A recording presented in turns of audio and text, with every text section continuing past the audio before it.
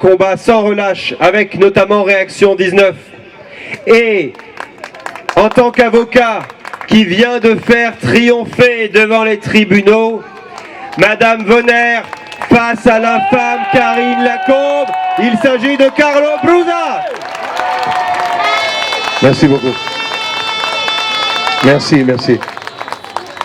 Merci pour Martine Vonner. Merci pour elle parce que, comme vous savez, elle s'est battue dans l'enceinte parlementaire en subissant quand même les affres et les ignobles attaques du grand ministre de la Santé, Olivier Véran, que nous aimons tous.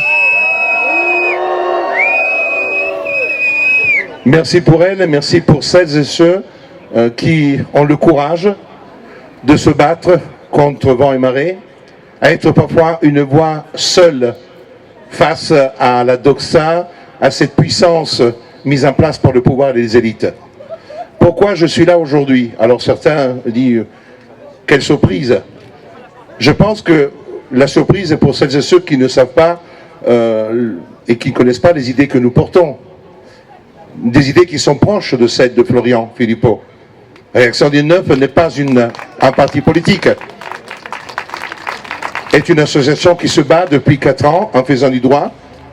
Et de l'autre côté, vous avez un homme politique qui a eu le courage depuis 4 ans de porter la même voix. Je l'ai dit très fortement lors d'un tweet hier, qui est vu par des dizaines de milliers de personnes, et c'est très important de le dire. Parce qu'on a tous subi des attaques terribles, complotistes, la opposition contrôlée. Mais la réalité du temps, elle est là. Celles qui se battent réellement avec le cœur, avec la passion, en ne demandant rien en retour, si ce n'est que de tenter d'éclairer les gens qui sont dans la caverne. Ce sont des gens comme moi, comme Olive que vous avez eu tout à l'heure, qui sont toujours là, et Florian Philippot qui porte une liste avec Myriam Palomba, Monsieur Poisson et d'autres personnes qui continuent depuis des années à se battre pour une seule chose qui est en péril, c'est la liberté. Et c'est celle-là que nous devons défendre.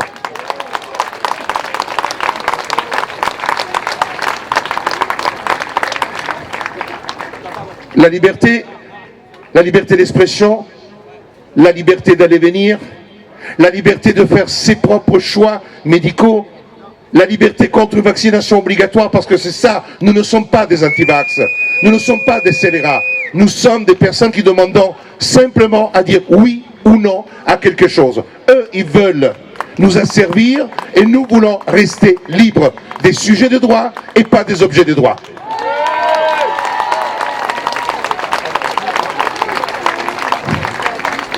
Aujourd'hui, ma présence ici est une présence qui veut dire que nous n'avons jamais été loin. Ce n'est pas parce qu'on n'est pas ensemble tous les jours sur une estrade que nous avons des approches différentes. Les approches sont différentes et ça permet aussi d'éviter que ceux qui ont le pouvoir puissent contrôler. Parce que la division, parfois, pas au sens intellectuel du terme, mais c'est une manière aussi d'empêcher au pouvoir de maîtriser, de contrôler. En revanche, aujourd'hui, pour une élection, il faut converger. Et ce qui me choque, ce sont celles et ceux qui continuent de manière isolée à porter la parole. Aujourd'hui, il faut être unis et pousser des listes qui peuvent porter notre parole.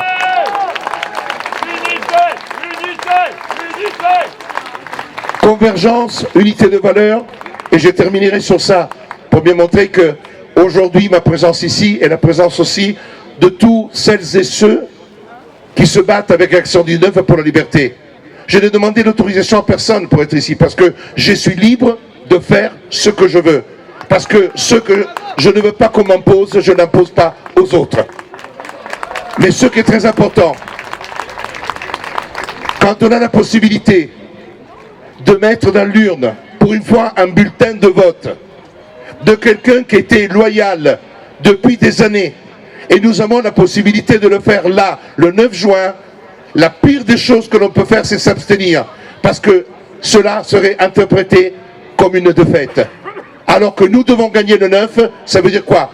Permettre à celles et ceux qui portent la liberté, la France libre, et retrouver notre souveraineté, la possibilité de pouvoir le dire au monde entier, et surtout de le dire à celles et ceux qui sont là et qui dirige une Europe qui de démocratie n'a rien.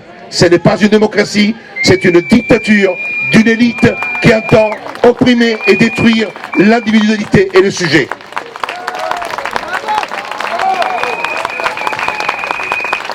Je vais terminer sur ce point-là. J'ai quitté l'Italie il y a 40 ans pour venir dans ce pays, pas parce que j'avais besoin de manger, parce que j'ai travaillé, j'avais un emploi. Je suis venu dans ce pays parce que pour moi, c'était le phare de l'humanité. Parce que même quand j'étais étudiant en Italie, j'avais étudié la Révolution française.